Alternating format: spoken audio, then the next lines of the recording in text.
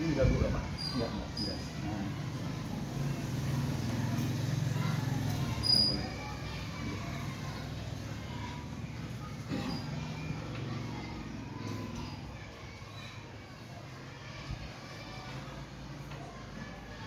Mohon izin Pak Haji Muhammad Sahid sebagai kepala sekolah di PTD SDN 2 Ranggang. Saya Pak Sugendi dari calon guru penggerak angkatan 10 tahun 2024 di Kabupaten Tanah Laut untuk PTD SDN 2 Pengawas. Hari ini saya dapat tugas untuk berkonsultasi atau berwawancara dengan pihak terkait dengan kebijakan keputusan seorang pimpinan kepala sekolah tentunya Pak. Jadi mohon waktu Pian, ada beberapa pertanyaan yang ulun ajukan ke Pian dan bersedia Pak ya? Iya, siap. Membantu Pian. Terima kasih Pak waktunya. Oke, kita langsung saja nih Pak. Iya. Ada 8 poin yang mesti ulun ditanyakan. Pertama, selama ini Bapak sebagai pimpinan atau kepala sekolah, bagaimana Bapak mengidentifikasi kasus-kasus atau masalah-masalah yang merupakan dilema etika ataupun rujukan moral di sekolah Pian Pak, atau di organisasi yang Pian pimpin selama ini Pak? Silahkan. Terima kasih Pak Sugendi atas waktunya. Ini sebagai pengalaman saya sebagai kepala sekolah di PTD SDN 2 Ranggang. Mudah-mudahan nanti apa yang dapat saya sampaikan bisa membantu Pian dalam melaksanakan tugas sebagai calon guru penggerak angkatan 10. Cara mengidentifikasi kasus yang merupakan dilema etika atau rujukan moral di PTD SDN 2 Ranggang, kami selalu berkoordinasi dengan kawan-kawan terutama di sekolah di PTD SDN 2 Ranggang, mempertimbangkan hal-hal yang mungkin muncul di sekolah ini. Kami mengidentifikasi dan merefleksi, juga mengadakan kesepakatan kepada teman-teman bagaimana hal-hal yang kemungkinan muncul yang akan kita hadapi apabila itu terjadi pada kita. Jadi dalam pengambilan keputusan ini saya selaku kepala sekolah PTD SDN 2 Ranggang selalu mengutamakan kebersamaan dan kesepakatan. Terima kasih Pak ya. Jadi tadi intinya selalu berkoordinasi dengan kawan-kawan guru Pak ya, tanda guru, kemudian juga merefleksikannya kemungkinan atau dilema etika dan rujukan moral yang terjadi di sekolah Pian. Selanjutnya nih Pak, selama ini bagaimana Bapak menjalankan pengambilan keputusan di sekolah Pak? Terutama untuk kasus-kasus yang dimana ada dua kepentingan yang sama-sama benar atau sama-sama mengandung nilai kebajikan. Terima kasih. Jadi selama ini dalam pengambilan keputusan di sekolah yang sama-sama mengandung nilai kebajikan, saya akan melakukan identifikasi terlebih dahulu.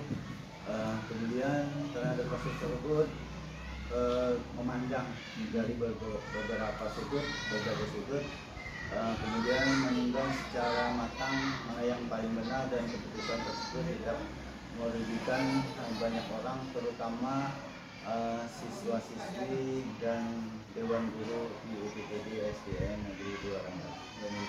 Jadi tetap memprioritaskan murid Pak lah, murid, kemudian juga guru-guru kepentingan bersama di sekolah. Terima kasih Pak. Kemudian Pak, untuk pertanyaan yang ketiga, langkah-langkah atau prosedur seperti apa yang biasa Bapak ambil, Bapak lakukan selama ini Pak?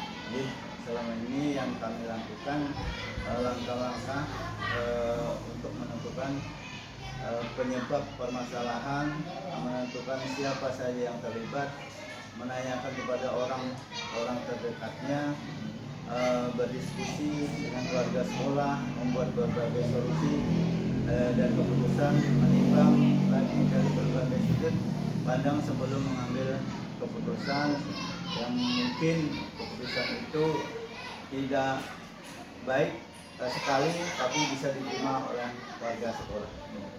Jadi tetap dikonfirmasi dulu Pak lah kepada semua pihak sebelumnya, ditimbang juga. Terima kasih nih Pak. Kemudian selanjutnya nih Pak, hal-hal apa saja yang selama ini Bapak anggap paling efektif atau anggap efektif dalam pengambilan keputusan pada kasus-kasus dilema etika nih Pak? Hal-hal yang dianggap efektif dalam keputusan saya UPTD Negeri Ranggang adalah yang terutama kami selalu mengadakan komunikasi dengan Dewan Guru, dengan orang tua, dengan komite, bahkan juga dengan pengawas agar keputusan kita itu bisa dipertanggungjawabkan. Jadi memang keputusan yang bertanggung jawab lah dengan minta pertimbangan dari berbagai pihak. Terima kasih nih Pak. Selanjutnya, nah, hal apa saja yang selama ini Bapak anggap itu merupakan suatu tantangan Pak dalam pengambilan keputusan pada kasus-kasus dilema etika? Dalam suatu organisasi itu jelas selalu ada masalah atau dilema etika yang muncul malah baik dari orang tua, dari siswa, dari guru. Tapi tantangan dalam pengambilan keputusan tersebut hanya kurangnya kesadaran tentang pentingnya pendidikan dari diri siswa dan orang tua. Kadang-kadang di sini warga di UPTD SD Negeri Ranggang kelihatannya orang tuanya masih kurang adanya kesadaran yang maksimal tentang pendidikan. Jadi keterlibatan orang tua yang saat ini menjadi tantangan kita. Karena tanpa kerjasama sekolah, orang tua dan pemerintah Pak ya. Tiga komponen ini kan harus selalu kerjasama ini dalam sebuah pendidikan. Terima kasih nih. Selanjutnya yang keenam nih Pak, apakah Bapak memiliki sebuah tata kelola atau jadwal tertentu dalam sebuah penyelesaian kasus dilema etika? Nah, apakah misalnya ini sekian hari nih selesai, atau Bapak tuh langsung menyelesaikannya di tempat, atau memiliki jadwal untuk menyelesaikannya, bentuk atau prosedur seperti apa yang Bapak jalankan? Terima kasih. Untuk etika ini mungkin kita harus memilah atau memilih dulu Pak ya. Kadang-kadang ada kasusnya yang mungkin ringan, yang mungkin bisa diselesaikan pada saat itu juga. Misalnya masalah anak berkelahi atau anak yang mungkin ada masalah di kelas, itu mungkin bisa langsung diselesaikan. Dan mungkin kalau anak-anak yang masalahnya di luar sekolah terus dibawa ke sekolah itu mungkin perlu koordinasi dengan orang tua dulu kita Pak.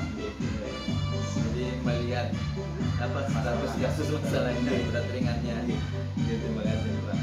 Kemudian yang ketujuh nih Pak, adakah seseorang atau faktor-faktor yang selama ini mempermudah atau membantu Bapak dalam pengambilan keputusan dalam kasus-kasus dilema etika Pak? Jadi dalam kasus dilema etika ini saya selaku kepala sekolah di UPTD Negeri 2 Ranggang ini sangat terbantu dengan teman-teman sekolah, dewan guru dan tenaga kependidikan. Tidak mungkin ulun menyelesaikan masalah sendiri Pak ya. Bantuan dari kawan-kawan itu sangat kami butuhkan, sangat kami perlukan. Kerjasama Pak ya, Kerjasama dengan dewan guru dengan tenaga.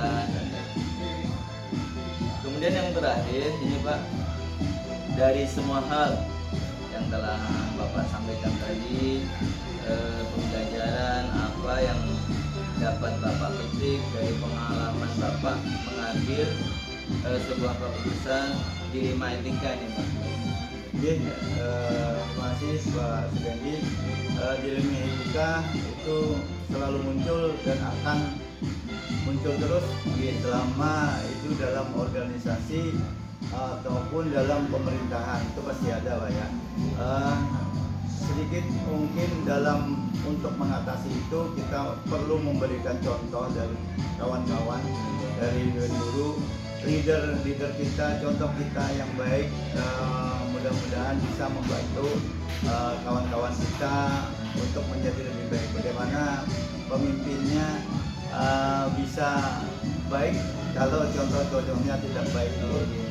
Jadi juga kita selalu menekankan kepada kawan-kawan agar selalu mengingat kompetensi dia, kompetensi tentang profesi mereka, termasuk diantaranya adalah kepribadian, sosial, pedagogiknya itu harus berkesinambungan, jangan cuma bagi pedagogiknya aja, tapi kepribadian dan sosialnya tidak ada, itu mungkin hambat proses belajar di UPTB SDN masih Warangga. Iya Pak, terima kasih nih Pak, banyak pelajaran yang belum bisa ambil dari wawancara dengan dia. Jadi terima kasih atas waktunya. Mudah-mudahan saya secara pribadi nanti bisa ambil banyak nih Pak pelajaran dari wawancara hari ini. Yang jelas mungkin ya dalam lingkup kelas saya sebagai guru, terapkan lingkungan saya dengan kawan-kawan, dengan kepala sekolah dan sebagainya dalam mengambil keputusan. Sekali lagi terima kasih atas waktunya. Selamat pagi. Sekali lagi ulun mewakili CDB Angkatan 10 Angkatan Laut tahun 2024, terkhusus dari BPD SDN 2 Benua Lawas mengucapkan terima kasih sama-sama Pak. Terima kasih Pak ya. Sama-sama Pak.